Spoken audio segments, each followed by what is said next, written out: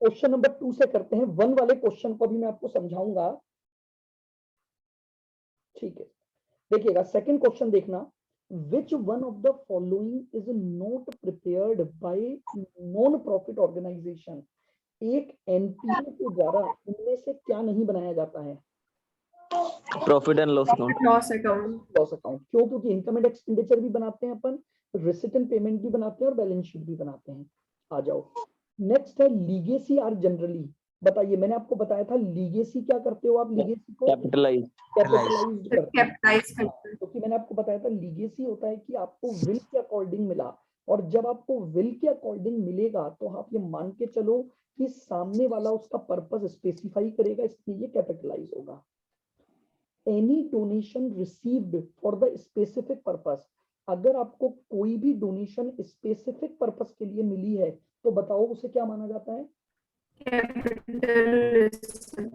Capital receipts. ये भी हमने डिस्कस किया था कि जनरल, सर वो तो एक लायबिलिटी हो जाती है ना अपने ऊपर। आवाज कट रही है। हाँ बिल्कुल। तो कैपिटल रिसीट्स जितनी भी होती है वो लाइबिलिटी साइड ही आती हैं। अब इसमें लाइबिलिटी का तो ऑप्शन यहाँ पे क्या हुआ?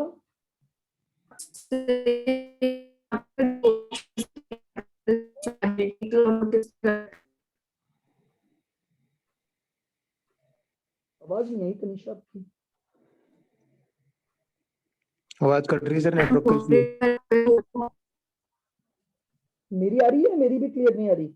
आपकी तो आ रही है क्लियर आ रही है सर आपकी। आपकी क्लियर आ रही है। चलिए, तो मेरी बात समझ में आ गई। जो डोनेशन आपको मिली है अगर वो स्पेसिफिक पर्पस से है तो हम उसे क्या मानते हैं? Capital receipt. आइए fifth point, receipt and payment account एक नॉन प्रॉफिट ऑर्गेनाइजेशन में क्या नॉमिनल अकाउंट है, रियल अकाउंट है, इनकम स्टेटमेंट है या फाइनेंशियल अकाउंट है?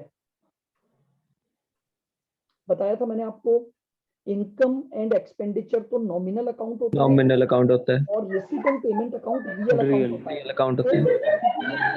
कैश बुक की समरी है, ठीक है ना? अगर ये कैश बुक की समरी है तो कैश बुक की समरी होने की वजह से ये आपका रियल अकाउंट होता है। आइए,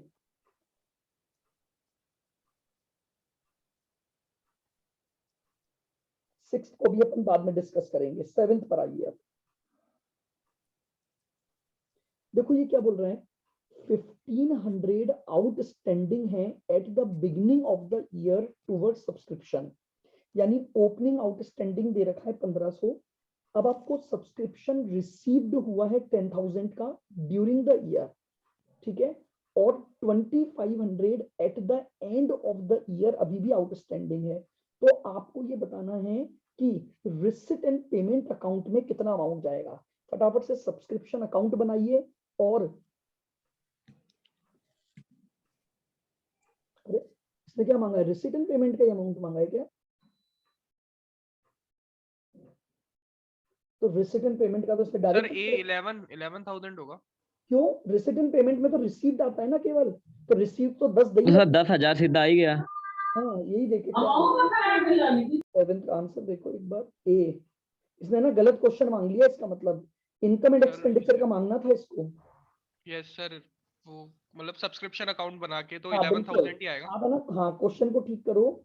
इसने ना रिसिट एंड पेमेंट मांग लिया जबकि इसको पूछना था कि इनकम एंड एक्सपेंडिचर में कितना अमाउंट आएगा।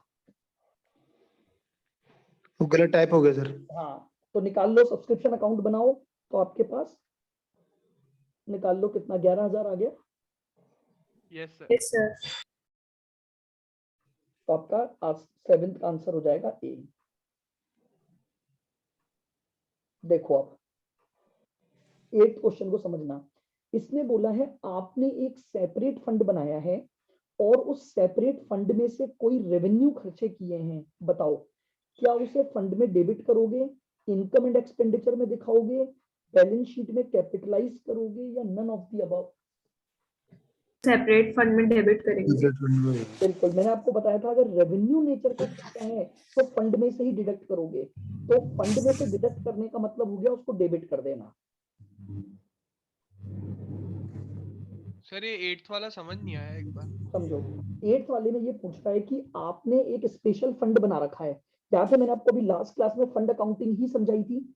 यस सर, लास्ट में समझे थे। तो मैंने ये बोला कि आपने एक फंड बनाया हुआ है, अब उस फंड में से खर्चे कर रहे हो। फिर मैंने आपको बताया था कि फंड में से किए जाने वाले खर्चे दो तरह के होते हैं, या तो रेवेन्यू नेचर या कैपिटल नेचर। अब मैं आपको बोल रहा हूं कि अगर आपने जो खर्चा किया है वो रेवेन्यू नेचर का खर्चा है, आपने जो खर्चा किया वो क्या है, आपका रेवेन्यू नेचर का खर्चा है। नेचर का तो रेवेन्यू नेचर का खर्चा होता है तो वो फंड में से ही डिडक्ट करते हो आप। Yes sir. और डिडक्ट करने का मतलब हो गया उसको डेबिट कर देना। देखो मैं आपको ऐसे बताता हूं, मान लो ये मैंने एक फंड बनाया, ठीक है। फंड का ओपनिंग बैलेंस, क्योंकि फंड में जो पैसा होता है वो मेरी लाइबिलिटी होती है, तो लाइबिलिटी का मैंने ओपनिंग बैलेंस लिख दिया बाय बैलेंस ब्रॉट डाउन, मान लो 10,000, ठीक है। अब मुझे कोई भी डोनेशन मिली तो डोनेशन मिलने की मैं एंट्री क्या करूंगा, डोनेशन का पैसा फंड में जुड़ेगा, तो फंड में जोड़ूंगा तो यहां आ गया बाय डोनेशन। मान लो 50,000। अब मैंने फंड में से खर्चे किए, बताओ खर्चा करूंगा तो फंड का बैलेंस कम होगा कि नहीं होगा? कम हो जाएगा। कम होएगा सर। कम करना है तो मुझे डेबिट ही तो करना पड़ेगा टू एक्सपेंसेस। Yes sir. तो इसने है ना डिडक्ट के बजाय डेबिट क्रेडिट की टर्म्स में पूछ लिया। हमने ये पढ़ा था कि अगर आप फंड में से कोई भी रेवेन्यू नेचर का खर्चा करते हो तो वो आपके फंड के बैलेंस को कम कर देगा। इसको मैं ऐसे भी बोल सकता हूं कि अगर मैं फंड अकाउंट में उन खर्चों को डेबिट कर दूं तो ऑटोमेटिकली मेरा फंड का बैलेंस क्या हो गया, कम हो गया। तो इसका आंसर हो गया डेबिटेड टू सेपरेट फंड। मैं इसको सेपरेट फंड में क्या कर दूंगा, डेबिट कर दूंगा। और सर अगर कैपिटल नेचर का होता तो? कैपिटल नेचर का होता है तो मैंने आपको बताया था उसे फंड में कहीं एडजस्ट नहीं करते अपन, अपन अलग से उसे बैलेंस शीट में असेट साइड में दिखाते हैं। यानी फंड में उसकी कोई अकाउंटिंग नहीं होगी, फंड का बैलेंस अभी भी 60,000 चलेगा लाइबिलिटी साइड में, और जितना आपने कैपिटल नेचर का खर्चा किया है उसे बैलेंस शीट में आप असेट साइड में दिखा दोगे। Okay sir. आओ point number next, sale of old material must be shown on the credit side of. बताइए मटेरियल अगर आप बेचते हो तो आप उसे कहां दिखाओगे, credit side of income and expenditure account. Income and expenditure में। इनकम होगी ना? बिल्कुल, ये आपकी एक नॉर्मल इनकम हो गई, इनकम एंड एक्सपेंडिचर में दिखा दोगे। आओ, information for the preparation of receipt and payment account is taken from। ये आपसे पूछ रहा है कि जब आप रिसिट एंड पेमेंट अकाउंट बनाते हो तो उसकी इंफॉर्मेशन कहां से मिलती है, क्या कैश बुक से, क्या इनकम एंड एक्सपेंडिचर से, क्या cash book and balance sheet से, या नन? नन। तो भाई रिसिट एंड पेमेंट किससे बनाया जाता है? सर कैश बुक और रिसिप्ट एंड पेमेंट तो एक ही होता है ना? आप समझे नहीं, कैश बुक की समरी होती है receipt and payment account. Yes sir. आप क्या करते हो मैं आपको बताता हूँ, आपने बचपन में कैश बुक बनाई है तो आपको Yes. याद होगा कि कैश बुक में आप डेट वाइज एंट्रियां करते हो। Yes sir. लेकिन कैश की। हाँ, लेकिन जब आप रिसिट एंड पेमेंट बनाते हो तो डेट वाइज नहीं करते हो, पूरे साल भर में एक पर्टिकुलर अमाउंट का जो कैश है वो एक साथ समरी के तौर पर लिख देते हो। जैसे मान लो फॉर एग्जाम्पल, भाई किसका ऑन है सुनना, मान लो फॉर एग्जाम्पल जैसे है ना, आपने हर महीने एक सैलरी का पेमेंट किया, तो जानते हो कैश बुक में तो अलग अलग एंट्रियां करोगे आप 12 बार। यस सर, हर महीने की। लेकिन जब आप रिसिट एंड पेमेंट बनाओगे ना तो बाय सैलरी में एक साथ पूरे 12 महीने का टोटल लिखा जाता है। इसीलिए हमेशा ध्यान रखना, रिसिट एंड पेमेंट अकाउंट को समरी ऑफ कैश बुक बोलते हैं। क्या बोलते हैं? Summary of cash book. तो हमेशा ध्यान रखो receipt and payment account cash book की सहायता से बनाया जाता है। सर एक बार वापस से बता दो ना। मैं ये बोल रहा हूं, आप जब रिसिट एंड पेमेंट बनाते हो ना तो आप क्या करते हो, कैश बुक में आपने जो भी पर्टिकुलर ट्रांजैक्शन लिखे हैं उन ट्रांजैक्शन का टोटल करते हो एक पर्टिकुलर आइटम का, और एक साथ रिसिट एंड पेमेंट में दिखाते हो। जैसे फॉर एग्जांपल मान लो आपने हर महीने किसी को सैलरी दी, तो कैश बुक में तो 12 एंट्रियां डालोगे, क्योंकि हर महीने सैलरी दे रहे हो और कैश बुक डेट वाइज बनती है। Yes sir. लेकिन जब मैं कैश बुक की सहायता से रिसिप्ट पेमेंट बनाऊंगा तो मैं क्या करूंगा, पूरे 12 महीने की सैलरी जोड़ूंगा और 12 महीने की सैलरी को एक साथ सैलरी के खर्चे के नाम से दिखा दूंगा। तो हमेशा ध्यान रखो, रिसिप्ट एंड पेमेंट अकाउंट जो बनता है वो कैश बुक की सहायता से बनता है। हम कैश बुक की इंफॉर्मेशन को यूज करते हैं और रिसिप्ट एंड पेमेंट अकाउंट बना लेते हैं। क्लियर? Yes yes sir.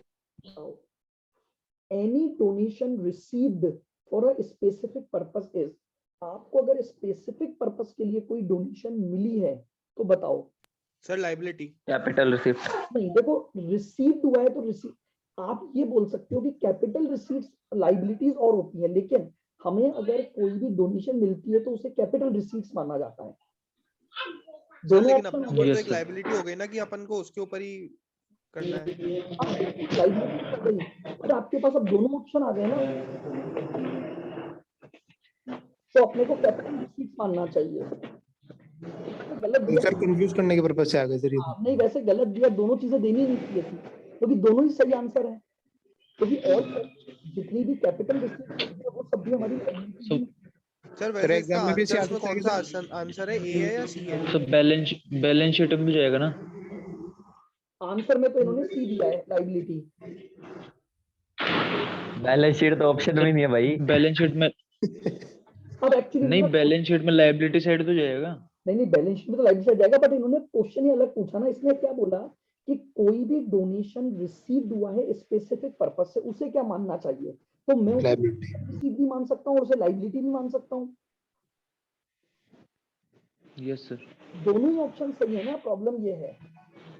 दोनों में से सर कोई भी करेंगे तो सही होगा हमारा। नहीं, अब वहां तो एग्जाम में तो जो आंसर टिक होगा उसी पर तो करोगे आप। तो दोनों थोड़ा ना आ सकते हैं एग्जाम में।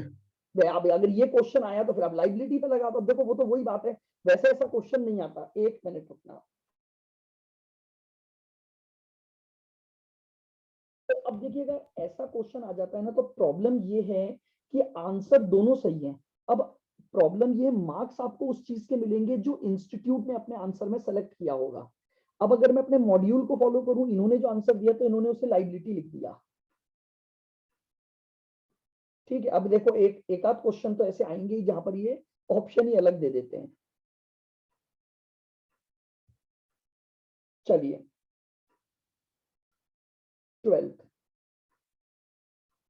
देखो, अब इसने क्या दिया है, the receipt and payment account shows the following detail. Subscription arrear 500, current 10,500, advance 800। There are 1200 members each paying annual subscription 10। तो ये बोल रहा है इनकम एंड एक्सपेंडिचर में कितना अमाउंट जाना चाहिए। सर सीधा सीधा 12,000। बिल्कुल, अब ये सब डेटा बेकार, डायरेक्ट निकालना सिखाया था कि 1200 है, सब्सक्रिप्शन 10 है, तो डायरेक्ट सारा डेटा बेकार है। क्यों बेकार है? उसने मुझे बोल ही दिया कि भैया टोटल 1200 मेंबर हैं और हर मेंबर 10 रुपए देता है, तो जाना तो अल्टीमेटली इस साल की इनकम में 12,000 ही है। तो बिना मतलब के कई बार ये डेटा देते हैं कि क्वेश्चन का आंसर बिल्कुल आसानी से मिल जाए और फालतू का डेटा इन्होंने दे रखा है ताकि बच्चे कंफ्यूज हो कि चलो भैया एडलेस तो कर लेते हैं कुछ अपन। तो हमेशा ध्यान रखना, अगर इनकम एंड एक्सपेंडिचर का अमाउंट मांगा है तो बी केयरफुल। आपको ये देखना है कि करंट ईयर का जितना बनता है वो आएगा, पेड हुआ हो नहीं हुआ हो कोई मतलब नहीं है। तो क्लियरली पता लग रहा है कि 1200 मेंबर है, 10 रुपए पर पर्सन का सब्सक्रिप्शन है, तो आ जाएगा। ठीक है, आगे बढ़ो। देखो, any income arising from the special fund will be credited to. अगर आपने कोई फंड मेंटेन किया है और उस फंड पर कोई इनकम हो रही है तो उसे कहाँ लिखते हो? इनकम एंड एक्सपेंडिचर उसी फंड में सर। उसी फंड में लिखते हैं भाई, इनकम एंड एक्सपेंडिचर में नहीं लिखते। स्पेशल फंड में आ जाएगा ना, बिल्कुल, वो उसी स्पेशल फंड में आ जाएगा, बैलेंस शीट में, बैलेंस शीट में। क्योंकि स्पेशल फंड दिखाए ही बैलेंस शीट में जाते हैं। Yes sir. चलिए आगे बढ़ें।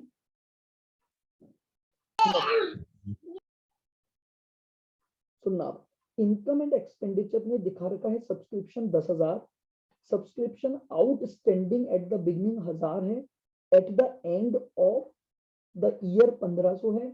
आपको बताना है रिसिप्ट एंड पेमेंट में सब्सक्रिप्शन कितना आएगा। जल्दी से अकाउंट बनाओ और बताओ sir A 9,500। Yes, sir. 9,500 A. सभी जनों का आ गया? Yes, sir. चलिए,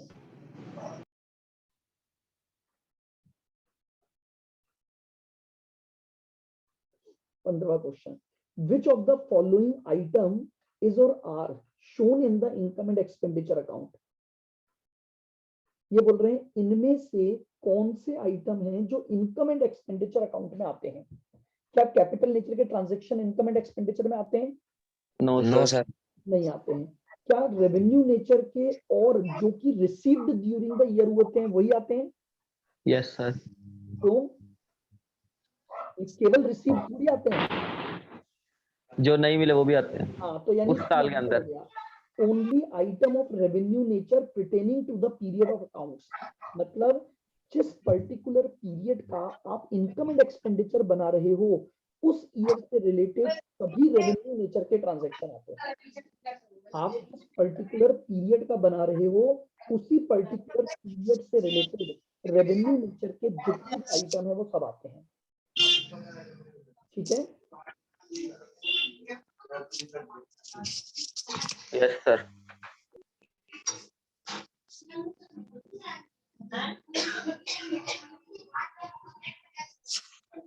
ये देखो, जैसे एक मैं आपको दिखाता हूँ, ये फिल इन द ब्लैंक्स का जो क्वेश्चन 10 है, ये देखो मैंने आपको कल बताया था ना कैपिटल एक्सपेंडिचर को लेकर। देखो क्या बोल रहा है, हमारे पास एक बिल्डिंग के लिए 5 लाख रुपए कलेक्ट हुए हैं, उसमें से 3 लाख रुपए हमने इन्वेस्ट किए और बाकी का खर्चा हमने बिल्डिंग पर कर दिया। इनकम हुई है इन्वेस्टमेंट से 20,000। तो बिल्डिंग फंड का बैलेंस बताओ क्या आएगा। वापस सुनना, इसने बोला हमारे पास फंड में 5 लाख रुपए थे, प्लस हमने इनकम कमाई 20, हमारे पास फंड में टोटल 5-20। यहाँ तक समझ आया? Yes sir.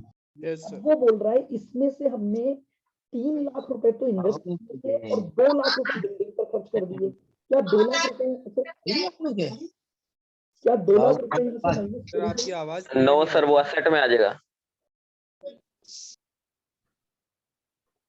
वापस से सुनना, टोटल 5-20 आपके पास पैसा आ गया। अब उसमें से आपने बिल्डिंग बनाने पर 2 लाख रुपए खर्च कर दिए। तो याद है मैंने आपको बताया था कि अगर आप कोई कैपिटल नेचर का एक्सपेंडिचर करते हो तो वो फंड से एडजस्ट नहीं होगा, अलग से आएगा। तो फंड का बैलेंस अभी भी कितना शो होगा? सर 5,20,000। तो आंसर आएगा 5।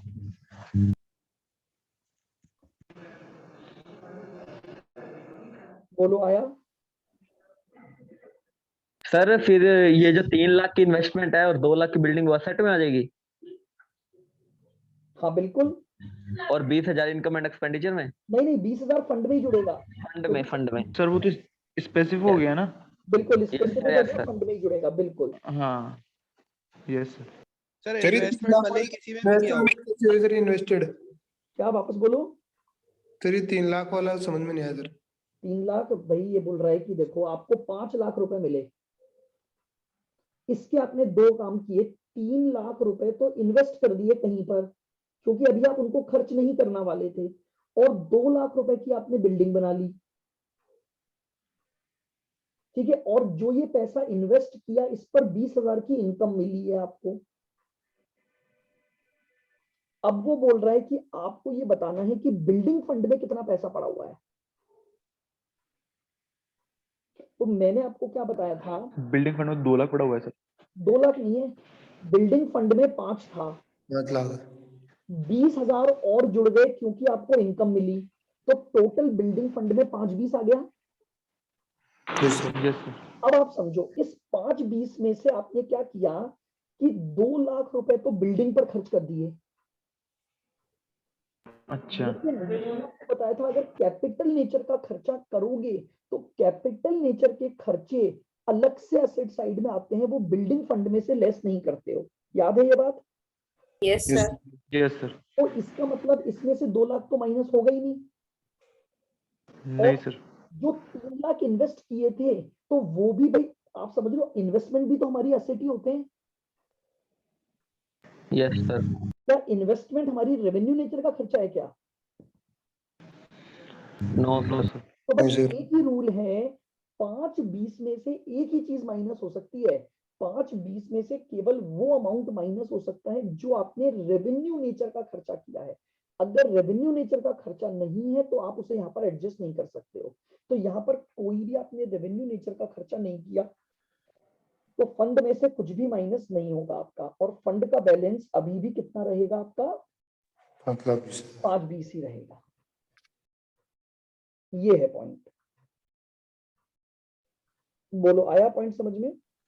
Sir fill in the blanks भी आएंगे ना? देखो फिल इन द ब्लैंक्स बहुत रेयरली ही आएंगे, हाँ आएंगे, लेकिन फिल इन द ब्लैंक्स के साथ भी जनरली ये ऑप्शन देते हैं आपको। एक तरह से एमसीक्यूज ही पैटर्न हो गया। Okay sir. Okay sir. Sir true false true false भी इसी तरह से आएंगे ऑप्शन के साथ, मतलब क्वेश्चन दे देंगे, 2 ऑप्शन दे देंगे, ट्रू प्लस है सर सब में ऑप्शंस आएंगे ही आएंगे। हाँ। ऐसा नहीं आएगा कि आपके पास कोई ट्रू फॉल्स में तो एक्चुअली में वैसे क्या हुआ, 2 ही ऑप्शन होंगे, या तो ट्रू होगा या फॉल्स होगा। लेकिन व्यवस्था पूरी पूरी रहेगी मतलब सर। क्या? मतलब सर ये बिल्कुल ट्रू फॉल्स ये सब आएंगे मतलब। हाँ, अब जैसे मान लो ये 10th क्वेश्चन ही आता है मान लो, तो 10th क्वेश्चन ऐसा नहीं आएगा, आपको 4 ऑप्शन देगा वो। अब जरूरी नहीं है 4 दे, ये चीज हमेशा ध्यान रखना। ये जरूरी नहीं है कि आपके एमसीक्यू का मतलब है कि 4 ही ऑप्शन आए। मे बी पॉसिबल कुछ क्वेश्चन में 2 ही ऑप्शन आए, मे बी पॉसिबल कुछ क्वेश्चन में 3 ऑप्शन आए, और मे बी पॉसिबल कुछ क्वेश्चन में आपके 4 ऑप्शन आए। अब जैसे मान लो ट्रू फॉल्स, तो ट्रू फॉल्स में 4 ऑप्शन कैसे देगा वो आपको? नहीं सर। ट्रू फॉल्स में तो 2 ही ऑप्शन दे सकता है कि भैया Yes, जो sir. भी बात उसने बोली या तो वो ट्रू होगी या फिर वो। फॉल्स हो। जैसे देखो फॉल्स। मैं आपको वो भी बताता हूँ, एक बार देखो अपन, और थोड़ा मैं नीचे चलता हूँ। ये सर वो देखो तो आप सर टेस्ट वगैरह लोगे तो सर पता चल ही जाएगा ना। बिल्कुल उसमें सारे ही चीजें कवर हो जाएंगी। जैसे देखो मैं आपको बताता हूँ, इसने बोला कि आपको बताना है, जैसे भी सेंटेंस दे दिया कि receipt and payment account is nothing but a consolidated summary of cash book. कि रिसिट एंड पेमेंट अकाउंट जो होता है वो केवल और केवल क्या है? कैश बुक की समरी है। क्या ये ट्रू है या फॉल्स है? सर ट्रू ट्रू है। है सर। बस ट्रू पे आपको टिक लगाना रहेगा, आगे आंसर। अगले देखो, जैसे रिसिट एंड पेमेंट अकाउंट क्या रियल अकाउंट है? Yes, sir. सर ट्रू है सर। ट्रू। ट्रू है तो बस ट्रू पे आप टिक लगा दोगे।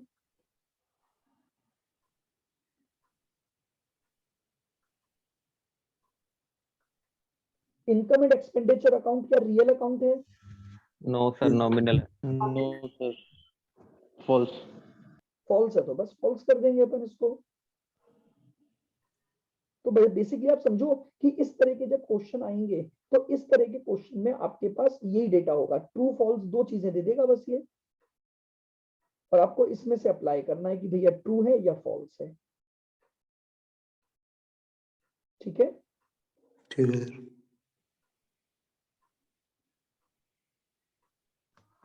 सर इसके बाद कौन सा चैप्टर स्टार्ट कराओगे आप? इसके बाद अपन करेंगे डेप्रिसिएशन।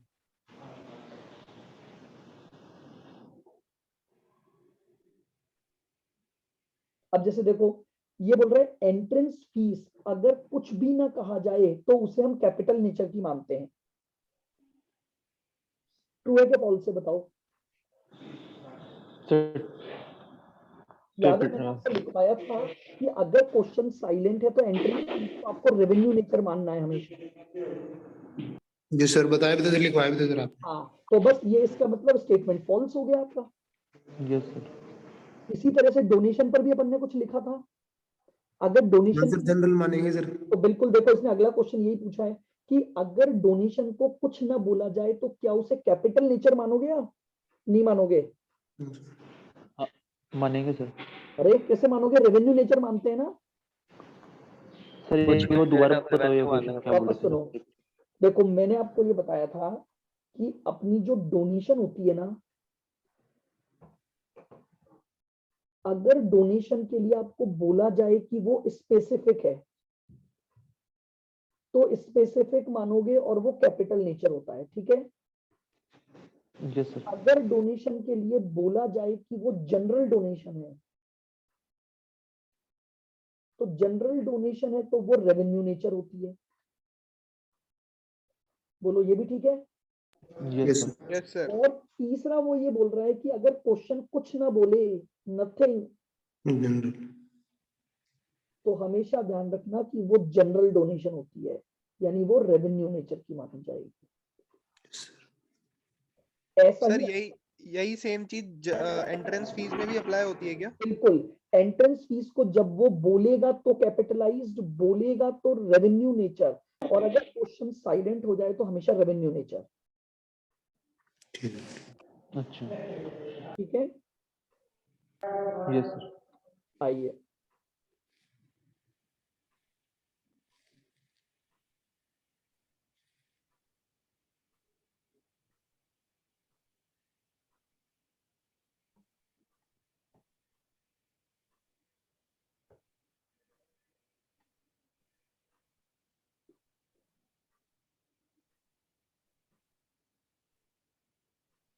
फर्स्ट और सिक्स क्वेश्चन भी रह गया था सर।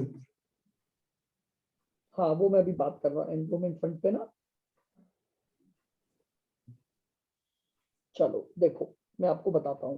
देखो बेसिकली क्या होता है, अब ये बात आती है कि एंडोमेंट फंड, देखो आंसर के तौर पे अगर मैं आपको समझाऊं तो एंडोमेंट फंड होता है कि जब किसी भी ऑर्गेनाइजेशन को कोई ऐसी डोनेशन मिली है जिसका पर्पस स्पेसिफाई है, वो उसके लिए एक फंड बना देता है।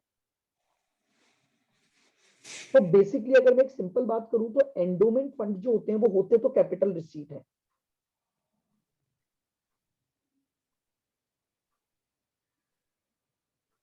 आप इसमें चाहो तो लिख सकते हो एक लाइन। कौन से फंड होते हैं सर ये एंडोमेंट? देखो क्या होता है बेसिकली मैं आपको बताता हूं।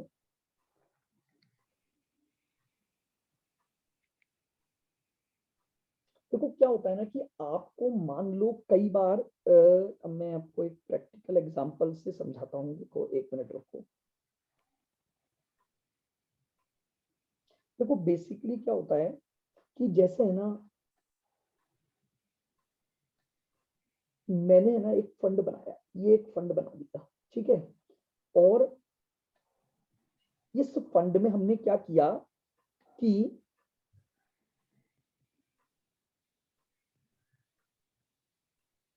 कैपिटल नेचर के एक्सपेंसेस के लिए फंड बना दिया। ठीक है, हमने एक फंड बनाया और हमने उस फंड का एक पर्पस रखा। पर्पस ये रखा कि भैया हम इसमें से केवल और केवल क्या करेंगे, कैपिटल नेचर के एक्सपेंडिचर करेंगे। और उसी पर्पस के लिए हमने क्या बनाया, एक फंड बनाया। तो इस फंड को हम क्या बोलते हैं, एंडोमेंट फंड बोलते हैं। जैसे यूनिवर्सिटीज, हॉस्पिटल्स जो होते हैं ना, ज्यादातर ये बनाते हैं इस तरह का फंड, उनके लिए ये फंड बनाए जाते हैं। तो एंडोमेंट फंड हमेशा आपकी क्या होती है, कैपिटल रिसीट्स। आप चाहो तो अपने नोट्स में वहीं पर एक नोट डाल के लिख लो कि any amount received in endowment fund, any amount received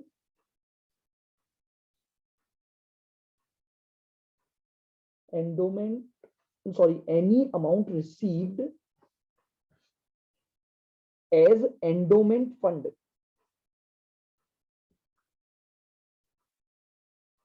then it will be any amount received आगे इसके आगे sir? any amount received in endowment fund, in endowment fund is treated as capital receipt.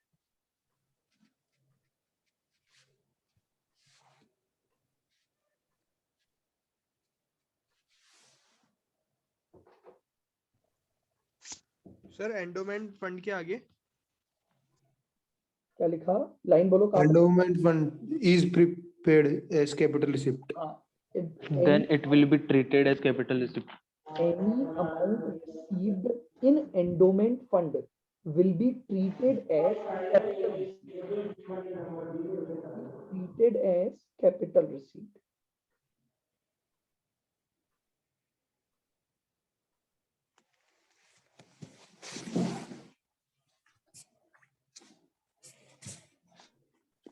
Sir ये एक तरीके से किसी special हाँ, donation ही बोल सकते हैं आप। ये just like special donation. Special donation ही होता है ये आपका, just like a special donation ही होता है ये, बिल्कुल ठीक है। आइए आगे बढ़ते हैं। एक और क्वेश्चन इन्होंने दिया है, capital of non profit organisation is generally known as.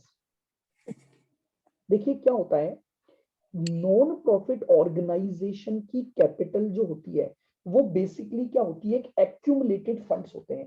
अब देखो फंड्स क्या क्या होते हैं, मेरी बात को समझना। देखिए एक्यूमुलेटेड फंड्स का मतलब होता है आपको जो भी कैपिटल मिला प्लस जो डोनेशन मिला, ध्यान से समझना, वो आप हमेशा इसमें जुड़ता जाएगा। जब आप पैसा खर्च भी करोगे ना तो इसमें से डिडक्ट नहीं करते हैं अपन क्या करते हैं, उसको असेट साइड दिखाने लग जाते हैं। आप समझ रहे हो, किसी भी चीज का एक्यूमुलेशन का मतलब होता है उस फंड का बैलेंस बढ़ता जाए, ठीक है। तो एक चीज हमेशा ध्यान रखो, इसने बोला है कि नॉन प्रॉफिट ऑर्गेनाइजेशन की कैपिटल को क्या बोला जाता है, दो ही नाम होते हैं उसके, या तो उसे कैपिटल फंड बोलते हैं या उसे एक्यूमुलेटेड फंड बोलते हैं। और क्यों बोलते हैं उसका रीजन समझो, किसी भी एनपीओ को जो भी पैसा मिलता है वो उसको कैपिटल रिसीट में जोड़ता चलता है। अगर वो उसमें से पैसा खर्च भी करेगा ना तो वो उसे कम नहीं करता है, बल्कि खर्च किए गए पैसे को असेट साइड में दिखा देता है। तो इसलिए इनका बैलेंस हमेशा क्या होता रहता है, एक्यूमुलेट होता रहता है। एक्यूमुलेट होने का मतलब जुड़ता रहता है, तो इसीलिए कैपिटल को एक्यूमुलेटेड फंड भी बोलते हैं। तो ये बात भी आप चाहो तो लिख सकते हो, ठीक है। हाँ सर बता दो एक बार। तो लिख दो, capital of NPO is known as capital of NPO known as capital fund or accumulated fund, known as capital fund or accumulated fund।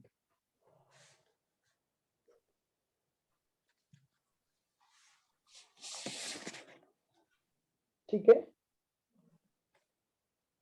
ये लीजिए।